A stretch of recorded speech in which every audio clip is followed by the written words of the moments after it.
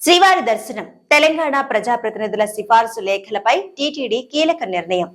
తెలంగాణ ప్రజాప్రతినిధుల సిఫార్సు లేఖలను అనుమతించాలని నిర్ణయం. వారానికి 2 సార్లు సిఫార్సు లేఖలను అనుమతించాలని నిర్ణయం.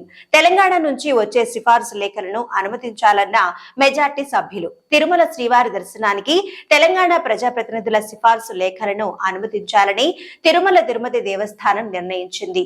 వారానికి 2 సార్లు వారి సిఫార్సు లేఖలను అనుమతించాలని నిర్ణయించింది. శ్రీవారి దర్శనానికి తెలంగాణ ప్రజాప్రతినిధుల సిఫార్సు లేఖలను అనుమతించకపోవడంపై ఇటీవల చర్చ సాగుతోంది. తెలంగాణ ప్రజాప్రతినిధుల సిఫార్సు లేఖలను అనుమతించకపోవడాన్ని బీఆర్ఎస్ నేత మాజీ మంత్రి శ్రీనివాస్ గౌడ్ తో పాటు అధికార కాంగ్రెస్ పార్టీ ఎమ్మెల్యేలు కూడా ఖండించారు. తిరుమల శ్రీవారి దర్శనంలో తెలంగాణ వారికి అన్యాయం జరుగుతోందని ఈ రోజు మంత్రి కొండా సురేఖ కూడా వాపోయారు. ఈ క్రమంలో తెలంగాణ ప్రజాప్రతినిధుల సిఫార్సు లేఖ